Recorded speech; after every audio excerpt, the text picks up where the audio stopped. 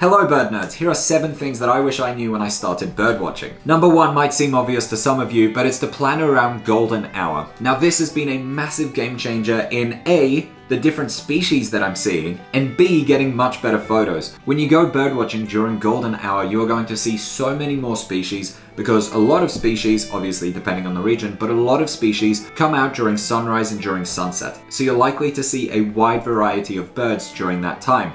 And you're going to get a lot better photos. The better photos that I get are normally during golden hour. The lighting is just not as sharp and the photos just turn out 10 times better. Tip number 2 is actually to get out as much as I can. I used to only go bird watching really sporadically. It wasn't that often until I started trying to plan it in proactively. So trying to set time every single week or every single month and saying, this is the day that I go bird watching. That way another week or month doesn't go by and you say, oh yeah, I haven't actually gone bird watching recently. If bird watching is something that you care about and find fun, then it's really useful to actually plan it in and try to go as often as you can. And it actually helps you to tackle issue number 3, which is learning how to approach the birds without actually scaring them away. A lot of beginner bird watchers don't know how to approach these wild birds without scaring them off. And there is this one technique that helps a lot. Instead of walking directly towards the bird, often that scares them away because they see you as a threat, it helps to walk slightly to the side. That way you're still getting closer to them, but they don't think that you're trying to hunt them down and eat them. Now this kind of ties into tip number 4,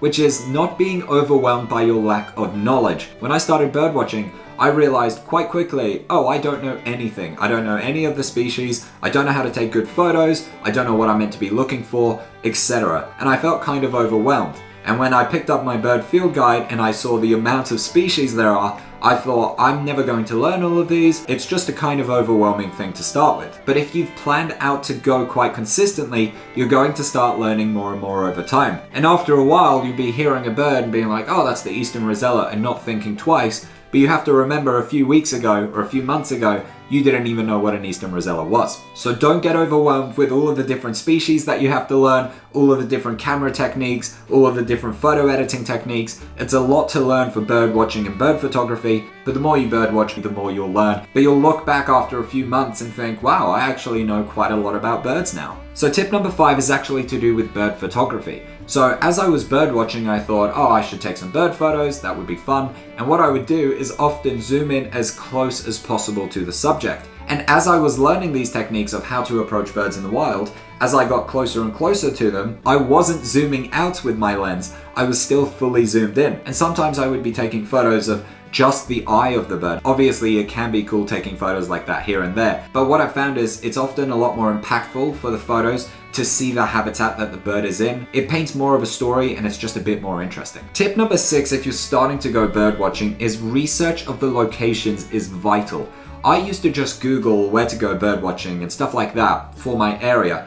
And what's going to happen is you're going to get a very generic list of places. And just because it appears on Google first doesn't mean it's the best place to go. Now, the 2 best ways that I've found of actually finding areas is to A, search on Google Maps and just start scanning your area for different conservation parks, national parks, wetlands, and so forth that you haven't heard of that look like good places to go birdwatching. I've found so many great places to go birdwatching that have never been on a listicle online, but have ended up being hidden gems for birdwatching. So I recommend using Google Maps, and the second thing is to use artificial intelligence, AI. The one I use is called ChatGPT, and basically I talk to it like I'm messaging a friend, asking it, hey, where should I go bird watching in my area? And I can even ask it very specific things. I want to see this exact species, where should I go looking in my area? If you want a full tutorial on that, then let me know in the comments. And tip number 7 is to start tracking your list. The amount of bird species that I've seen over the years is quite substantial, but I never actually started tracking it until this year.